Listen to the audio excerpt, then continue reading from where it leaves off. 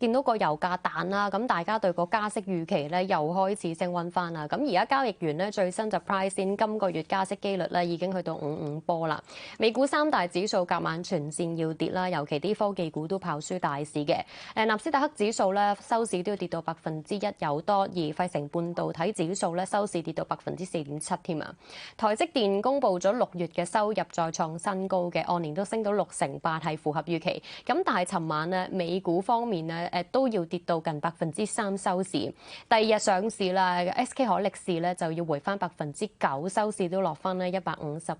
嘅水平啊。今晚焦點嘅話都要留意住聯儲局主席沃什啦，星期二、星期三一連2日去到國會作證。咁另外都有6月嘅 CPI 出爐嘅。喺作證之前呢，聯儲局理事沃勒就警告如果真係個通脹過熱嘅話，近期可能就需要加息嘅。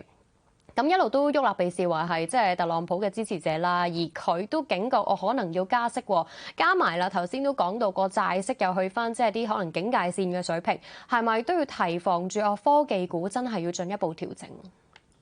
其實我諗即係加息呢樣嘢咧，其實我諗過去嗰即係個零月時間咧，其實市場一路都有一定嘅一啲即係派先喺度噶啦。咁亦都見得到就係過去嗰個零月啦，其實加息嗰個預期喺市場上邊咧係有個明顯嘅升溫嘅。咁當然啦，即係見到個油價呢2日又飆翻上嚟嘅時候，咁自然呢個加息嘅預期又再進一步有個升溫嘅情況啦。咁如果你睇翻而家利率期貨嘅話咧，市場而家派先咗去到年底咧，大約有1.7次嘅一個加息啦。咁之前我諗大約係講緊1.5次。或者輕微低過1.5次嘅，咁所以確實呢2日咧，其實嗰個預期又再次有一個增加嘅情況。咁但係如果你話講7月份咧，我始終覺得就聯儲局加息個機會就唔算話真係好高嘅。我諗即係起碼都係9月份先會加咧。咪對於聯儲局嚟講，其實我諗即係1-2日嘅油價反彈，其實佢又唔會覺得一個好重要嘅一個因素。咁同埋而家嘅油價都未去到話即係3-4月份嗰個高位啦。咁所以你話對個通脹嗰個前景個改變，其實又唔係真係變得咁多嘅。咁當然啦，即係我諗即係市場一路都派先住9月份聯儲局係有機會會加息啦，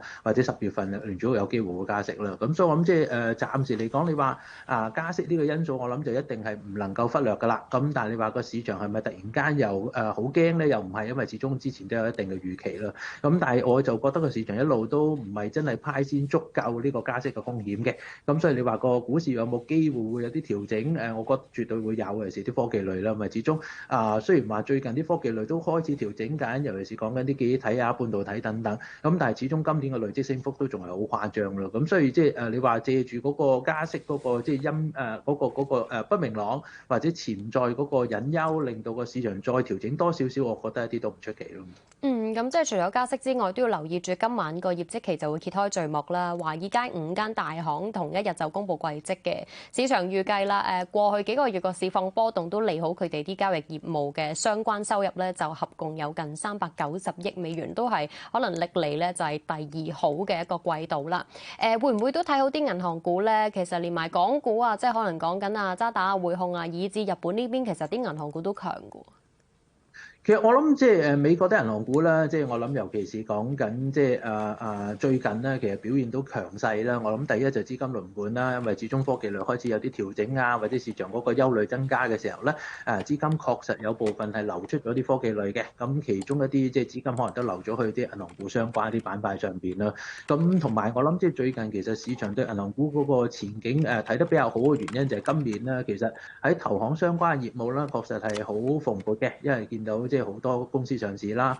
亦都好多收購合併啦，咁亦都有好多發債啦，咁呢啲全部都有利於一啲即係投行嘅收入盈利有個即係明顯嘅飆升嘅，咁同埋始終個市場波動啦，相關嘅交易業務亦都好多啦，例如股票嘅交易啊、債券嘅交易等等啦，咁所以我諗即係如果你話投行業務比較重嘅一啲銀行咧，例如話高盛啊、摩根士丹利啊，或者呢個摩根大通啊，我諗市場確實係睇好嘅。咁但係如果你話講翻歐洲銀行啊，或者我哋香港銀行啊，咁始終投行嘅業務就唔係真係咁多。咁所以佢哋可能就會更加側重於嗰個即係淨息差啊，講緊嗰個壞帳嘅情況等等啊。咁我覺得嗰啲就唔係話真係有好特別一啲利好嘅情況啦。因為始終息差就冇乜太大嘅變化啦。尤其是講緊香港銀行啦，如果你話講緊跟美國息口嘅，其實個暫時嚟講冇乜太大嘅變化。